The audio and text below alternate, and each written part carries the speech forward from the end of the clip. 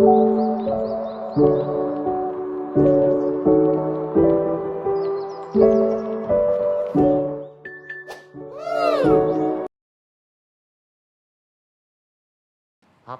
korban pada saat dia terbunuh, saudara temukan di mana?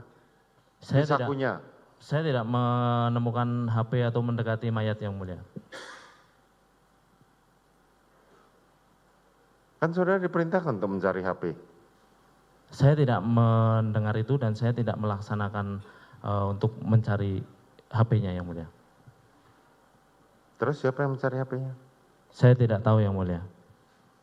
Dari cerita tadi saudara mengatakan bahwa Adan Romer masuk ke dalam. Di dalam CCTV Adan Romer lari keluar, bukan lari ke dalam. Azan Romer itu sempat ke dalam, yang mulia, pada saat Di CCTV itu nampak dia di luar terus. siap. Dia lari keluar dalam sama Kodir. Nggak ada sih dia ke dalam itu pas menjelang itu sudah selesai. Siap, yang mulia. Betul, yang mulia. Tadi saya jelaskan pada saat Bapak keluar. Terus setelah itu Romer baru masuk, yang mulia. Lah iya, makanya kan. Dan itu Joshua sudah terbunuh kan. Siap, sudah, yang mulia. Lah iya, makanya keterangan saudara di sini nggak beraturan. Nah. Tapi terserah saudara lah. Siap, yang mulia. Assalamualaikum warahmatullahi wabarakatuh. Perkenalkan, nama saya Dalan Permana, NIM D1A 021392. Dari video tersebut merupakan contoh dari keterangan kesaksian yang berdiri sendiri, di mana antara keterangan saksi ini tidak bersesuaian, sehingga tidak dapat menyimpulkan adanya suatu peristiwa atau keadaan tertentu dan tidak dapat pula menyimpulkan siapa pelakunya. Maka, kesaksian seperti ini tidak mempunyai nilai kekuatan pembuktian.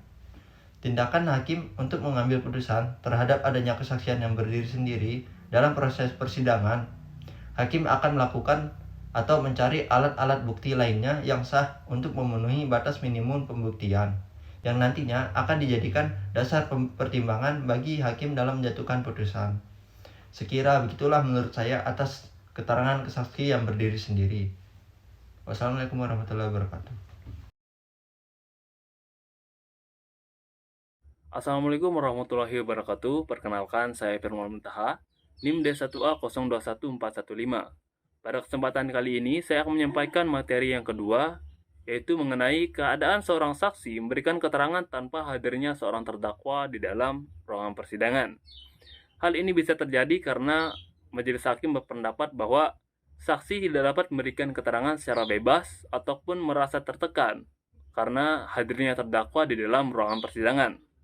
Maka dari itu, majelis hakim memutuskan untuk mengeluarkan terdakwa untuk sementara waktu sampai pemeriksaan saksi tersebut selesai. Namun bukan berarti terdakwa tidak boleh mengetahui isi dari keterangan yang diberikan oleh saksi tersebut. Maka dari itu, terdakwa memiliki hak untuk mengetahui apa saja yang terjadi selama dia berada di luar persidangan. Dan persidangan tidak boleh dilanjutkan jika hal tersebut tidak disampaikan kepada terdakwa. Hal tersebut tercantum di dalam pasal 173 KUHP, Kitab Undang-Undang Hukum Acara Pidana, Undang-Undang Nomor 8 Tahun 1981 tentang Hukum Acara Pidana. Dan di mana pasal tersebut berbunyi, Hakim Ketua Sidang dapat mendengar keterangan saksi mengenai hal tertentu tanpa hadirnya terdakwa. Untuk itu, ia minta terdakwa keluar dari ruangan sidang, akan tetapi sesudah itu, pemeriksaan perkara tidak boleh diteruskan sebelum kepada terdakwa diberitahukan semua hal pada waktu itu ia tidak hadir. Penjelasan pasal 173 KUHP. Apabila menurut pendapat hakim, seorang saksi itu akan merasa tertekan atau tidak bebas dalam memberikan keterangan apabila terdakwa hadir di sidang, maka untuk menjaga hal yang tidak diinginkan, hakim dapat menyuruh terdakwa keluar untuk sementara dari persidangan selama hakim mengajukan pertanyaan kepada saksi. Dapat kita simpulkan dari keadaan tersebut bahwa saksi dan terdakwa sama-sama memiliki hak yang harus dipenuhi. Saksi memiliki hak untuk memberikan keterangan secara bebas dan tidak tertekan. Dan terdakwa memiliki hak untuk mengetahui apa saja yang terjadi selama ia di luar ruangan sidang. Sekian materi yang dapat saya sampaikan. Assalamualaikum warahmatullahi wabarakatuh. Keterangan dengan saksi dikeluarkan dari sidang karena keterangan yang diberikan oleh saksi tidak sesuai dengan fakta hukum yang ada di persidangan tersebut. Tetapi ada beberapa alasan umum mengapa seseorang saksi dapat dikeluarkan dari sidang, seperti yang pertama kehilangan kualifikasi, kedua ketidaknetralan, ketiga ketidakpatuhan, dan keempat, keputusan hakim. Kehilangan kualifikasi yaitu jika saksi tidak memenuhi persyaratan yang ditetapkan oleh hukum untuk memberikan kesaksian di pengadilan, mereka dapat dikeluarkan. Yang kedua, ketidaknetralan yaitu jika saksi dianggap tidak netral atau memiliki kepentingan pribadi yang terlalu kuat dalam kasus tersebut, mereka dapat dikeluarkan agar tidak mempengaruhi proses peradilan. Yang ketiga, ketidakpatuhan yaitu jika saksi tidak mematuhi perintah pengadilan, seperti tidak menjawab pertanyaan dengan jujur atau berperilaku tidak pantas di pengadilan, mereka dapat dikeluarkan. Dan yang terakhir, keputusan hakim yaitu hakim memiliki kewenangan untuk mengeluarkan saksi jika merasa itu adalah tindakan yang tepat dalam konteks kasus yang dapat diproses. Karena saya tidak menemukan video persidangan terkait keterangan dengan kondisi saksi dikeluarkan dari sidang, saya akan memberi contoh kasusnya saja, seperti sidang kasus dugaan korupsi proyek Waterfront City di Namlea, Kabupaten Pulau Buru. Jadi setelah salah satu saksi dalam perkara dugaan korupsi yang merugikan negara sebesar kurang lebih 6 miliar itu mengungkapkan adanya dugaan kolaborasi mertua dan menantu, kali ini giliran istri dari salah satu terdakwa dalam kasus yang sama itu berulah. Bahkan tidak tanggung-tanggung, sikap tidak tahu dan pura lupa yang dipertontonkan istri dari salah satu terdakwa yang dihadirkan selaku saksi ini membuatnya diusir majelis hakim. Sikap saksi yang menutup-nutupi dan mencoba mengelabui majelis hakim dalam kasus ini lantas diperingatkan majelis hakim untuk tidak berbelit-belit dan menutup-nutupi kenyataan. Namun peringatan majelis hakim rupanya tidak diindahkan saksi. Ulah saksi yang berbelit-belit dalam memberikan keterangan itu sontak membuat majelis hakim sedikit naik pitam. Puncaknya ketika saksi kembali mencoba menutup keterlibatan suaminya dalam kasus tersebut dengan menyatakan tidak tahu dan lupa. Maka majelis hakim langsung mengusir saksi dari dalam persidangan. Majelis hakim menyuruh saksi untuk meninggalkan ruang sidang. Mungkin itu saja contoh yang saya dapatkan. Terima kasih. Assalamualaikum warahmatullahi wabarakatuh. Perkenalkan, nama saya Haura Gina Sabrina, NIM D1A021423. Di sini saya akan menjelaskan apa yang dimaksud dengan keterangan saksi testimonium de auditu. Tapi sebelum itu, mari kita simak berita berikut ini. Merespon vonis majelis hakim yang menjatuhkan vonis 6 tahun penjara, subsidiar 3 bulan dan denda 50 juta rupiah terhadap terdakwa Saugani, pimpinan salah satu pondok pesantren di Kepahyang yang didakwa kasus pelecehan seksual terhadap santriwatinya. Tim kuasa hukum terdakwa Saugani menegaskan pihaknya akan banding karena tim kuasa hukum menilai vonis majelis hakim tidaklah memenuhi asas keadilan. Tim kuasa hukum Saugani menganggap fakta persidangan dan alat bukti dihadirkan jaksa penuntut umum tidak memenuhi alat bukti untuk mendakwa Saugani bersalah, karena tidak ada saksi mata yang menyaksikan bahwa terdakwa Saugani melakukan tindakan asusila terhadap santriwatinya. Tim kuasa hukum terdakwa Saugani menilai yang didakwakan terhadap kliennya tidak beralasan. Alat bukti dan saksi tidak terpenuhi, tidak ada yang menyaksikan langsung atau mendengar secara langsung perbuatan yang didakwakan terhadap kliennya.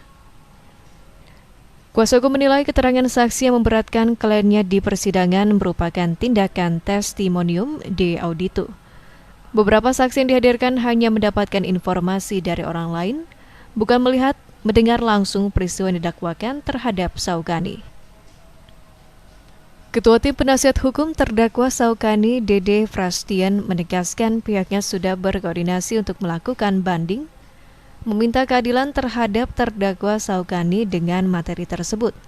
Bahwa seluruh saksi yang dihadirkan di dalam persidangan oleh penuntut umum adalah saksi testimonium de auditu, yang mana saksi tersebut hanya mendapatkan informasi dari orang, tidak melihat, mendengar, dan menyaksikan langsung peristiwa atau perbuatan pidana itu. Nah, sehingga itu yang menurut kami dalam perkara ini tidak menyukupi alat bukti, hanya berdasarkan keterangan korban saja. Terdakwa Saukani, pimpinan salah satu pondok pesantren modern di Kepahyang ini, sebelumnya ditahan Polres Kepahyang Desember 2022 lalu atas laporan dugaan asusila atau pencabulan dari keluarga santriwati karena perlakuan tak senonoh terdakwa dalam ruangan di lingkungan pondok pesantren. Diko Relius, RBTV melapor. Jadi, itu adalah suatu berita atau kasus yang dimana saksinya adalah saksi testimonium dauditu. Nah, jadi dapat disimpulkan bahwa testimonium dauditu adalah saksi secara tidak langsung yang dimana saksi ini mendengarkan kejadian tersebut dari seseorang yang melihat, menyaksikan, ataupun mendengarkan kejadian tersebut. Dalam putusan Mahkamah Agung nomor 881K/PDT tahun 1983, secara umum testimonium dauditu ditolak dalam putusan tersebut.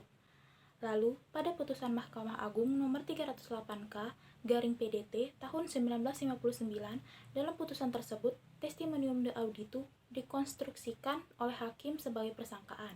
Sekian penjelasan saya tentang testimonium dauditu, kurang lebihnya mohon dimaafkan. Wassalamualaikum warahmatullahi wabarakatuh.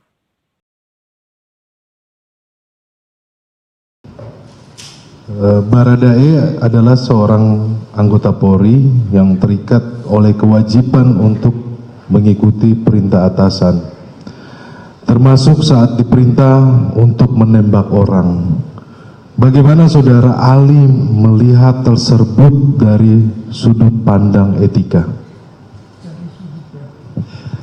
Dari sudut pandang etika, di situ kita bicarakan dengan sebuah dilema moral.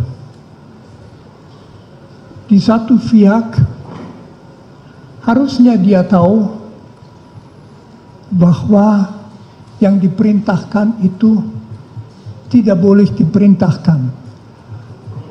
Tentu di situ juga bisa dipertanyakan apakah misalnya dalam budaya yang sangat mementingkan perintah, batas wajib melaksanakan perintah dibicarakan. Saya tidak tahu sama sekali hal itu. Jangan-jangan para, katakan saja misalnya di polisian, para polisi itu hanya dididik, pokoknya kamu harus taat selalu. Nah, secara etis dalam dilema itu bisa saja kejelasan penilaian yang bersangkutan itu yang jelas merasa amat susah karena berhadapan di satu pihak menembak sampai mati bukan hal kecil, setiap orang tahu, dia tahu juga. Di lain pihak yang memberi perintah itu orang yang juga dalam situasi tertentu malah berat memberi perintah untuk menembak mati. Jadi di situ di dalam dia dari sudut etika dalam situasi bingung, etika akan mengatakan kamu, saya, jangan begitu saja mengutuk atau mempersalahkan dia. Objektif dia salah. Dia harus melawan, tetapi apakah dia bisa mengerti? Dan dalam etika pengertian, kesadaran itu merupakan unsur kunci. Terima kasih, Saudara Ali. Tadi Saudara Ali menyampaikan terkait dengan dilema moral. Dalam perkara ini fakta terjadi bahwa ada relasi kuasa yang sangat jauh antara terdakwa Richard Eliezer dengan terdakwa Ferdy Sambo. Pak Saudara Ali bisa menjelaskan dari sisi filsafat etika dengan terkait relasi kuasa? Itu tentu relasi kuasa adalah sesuatu yang amat sangat biasa bagi manusia.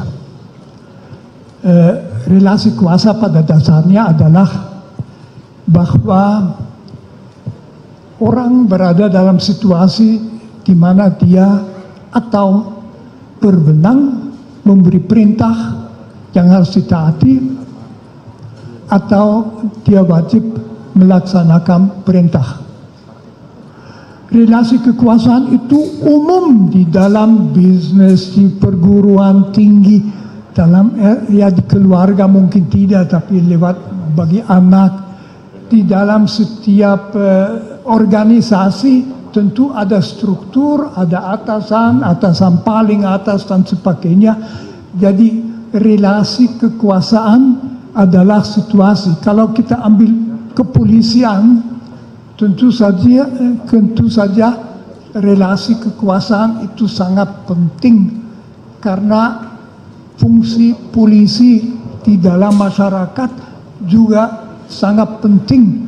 Polisi itu yang membantu negara supaya pelanggaran hukum tidak terjadi, dan kalau terjadi diberikan sanksi. Polisi yang melaksanakan itu, karena itu di dalam rangka polisi relasi kekuasaan sangat jelas, siapa yang memberi perintah, siapa yang harus menaati. Kalau saya tidak salah observasi itu bahkan kelihatan dalam dua orang polisi ketemu, kalau yang satu lebih tinggi kelihatan dengan bentuk tubuh itu berbeda. Itu di dalam bisnis tidak demikian. Jadi relasi kekuasaan di situ berarti bahwa orang yang dalam relasi harus taat selalu akan mengalami tegangan, kesulitan kalau dia diperintah sesuatu yang dia sendiri merasa tidak boleh dilaksanakan. Itu masalahnya. Jadi dia tidak bebas memilih begitu saja, kulakukan misalnya kutembak orang itu, tetapi dia diperintah, dia tahu bahwa perintah harus dilaksanakan, bahwa dalam lembagaku, yaitu misalnya di kepolisian, menaati perintah sebetulnya nggak bisa dipertanyakan. Nah itu yang lalu berarti kalau dia melakukan sesuatu yang secara etis ansih pada dirinya sendiri tidak bisa dibenarkan, bisa juga dianggap bahwa dia tidak sepenuhnya bertanggung jawab atas itu.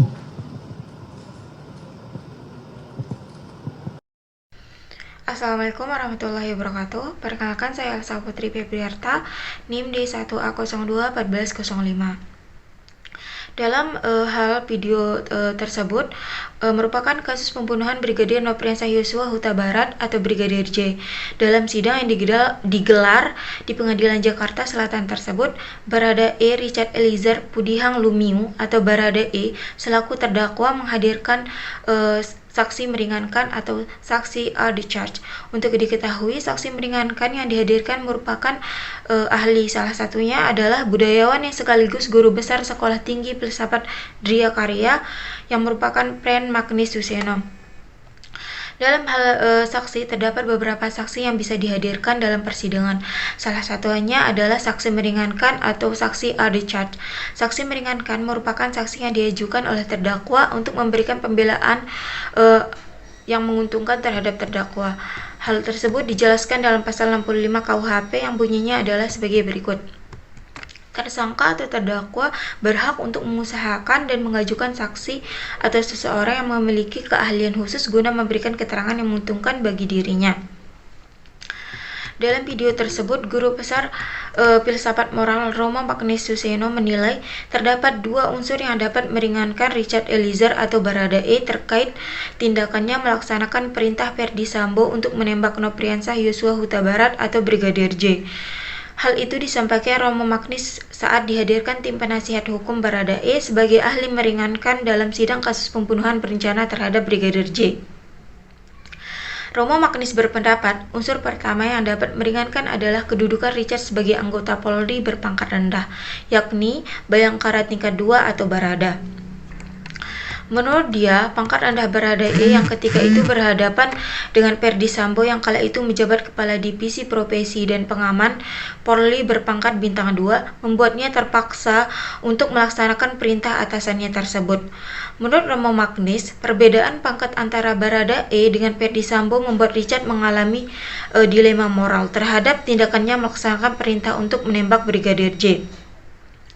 Guru Besar Ilmu Filsafat Romo Magnis juga menilai unsur meringankan lainnya yakni keterbatasan waktu berpikir ketika mendapat perintah dari atasan yang berpangkat Inspektur Jenderal Polisi dengan bintang 2 di pundaknya. Menurut Romo Magnis, Baradae dihadapkan dalam situasi yang membingungkan untuk melaksanakan atau menolak perintah yang secara norma merupakan perintah yang salah. Dia Baradae harus langsung bereaksi. Itu dua faktor secara etis yang meringankan, kata Romo Magnis dalam menjadi saksi ahli meringankan dalam sidang pengadilan Jakarta tersebut.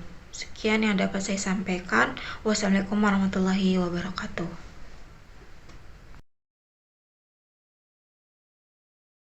Dengan peserta-peserta dalam bersama-sama main the player ini, Prof. Apakah tindakan yang dilakukan oleh para pelaku mensyaratkan satu perbuatan yang aktif, yang memang gerakan secara nyata untuk memenuhi kehendak tersebut, atau dimungkinkan juga yang sifatnya adalah pembiaran atau sifatnya pasif? Mohon penjelasan dari ahli. Dalam berbagai literatur yang saya baca, ya, di situ dijelaskan bahwa kerjasama itu harus ditunjukkan dengan adanya kerjasama fisik secara aktif. Berarti dalam arti kata, masing-masing pihak itu harus berperan secara aktif untuk bisa disebut sebagai turut serta. Apakah memungkinkan juga memasukkan salah satu pelaku sebagai kualifikasi turut serta apabila dia mengetahui peristiwa yang akan terjadi tetapi tidak mengingatkan misalnya atau tidak mencegah pelaku lain melakukan perbuatan tersebut? Apakah itu kemudian bisa dimasukkan juga dalam kualifikasi? Kalau kita bicara dakwaan 340, maka pelaku yang dianggap pelaku yang kemudian tidak mencoba mencegah ini kemudian bisa dijerat juga dengan 340, 338 ini. Baik. Tindak pidana pembunuhan seperti yang diatur dalam 338 dan 340 itu adalah delik komisi. Artinya delik yang baru bisa dikatakan sebagai sebuah delik apabila pelakunya bertindak secara aktif. Sikap tidak melaporkan akan terjadinya suatu tindak pidana pembunuhan, ya, menurut saya tidak bisa dikategorikan sebagai telah melakukan atau turut serta melakukan tindak pidana pembunuhan itu. Kenapa saya berpendapat demikian? Karena yang pertama, hukum pidana kita itu terikat pada azas legalitas. Azas legalitas. Tidak ada suatu rumusan pun dalam KUHP itu yang menyebutkan apabila orang tidak melaporkan atau tidak berusaha untuk mencegah terjadinya suatu tindak pidana, lantas dia dianggap sebagai telah melakukan tindak pidana secara aktif. Ya, tidak ada satupun. Nah, berbeda misalnya di dalam KUHP Jerman. Dalam KUHP Jerman itu dirumuskan dalam pasal 13 KUHP Jerman bahwa orang yang tidak berusaha untuk mencegah terjadinya suatu tindak pidana padahal dia mampu untuk mencegah, maka orang itu dapat dianggap sebagai telah melakukan tindak pidana sama dengan mereka yang melakukan tindak pidana secara aktif. Jadi itu salah satu persidangan kasus Ferdi Sambo yang keterangan saksinya memberatkan terdakwa. Baik, selanjutnya saya akan menjelaskan tentang keterangan saksi yang memberatkan terdakwa di pasal 160 ayat 1 KUHP. Penyebutan saksi yang memberatkan terdakwa dalam pasal 160 ayat 1 KUHP yang berbunyi saksi dipanggil ke dalam ruang sidang seorang demi seorang menurut urutan yang dipandang sebaik-baiknya oleh hakim ketua sidang setelah mendengar pendapat penuntut umum, terdakwa atau penasihat hukumnya. Yang kedua, yang pertama-tama didengar keterangannya adalah korban yang menjadi saksi. Yang ketiga, dalam hal ada saksi baik yang menguntungkan maupun yang memberatkan terdakwa yang mencantum dalam surat pelimpahan perkara dan atau yang diminta oleh terdakwa atau penasihat hukum atau penuntut umum selama berlangsungnya sidang atau sebelum dijatuhkannya putusan hakim ketua sidang wajib mendengar keterangan saksi tersebut.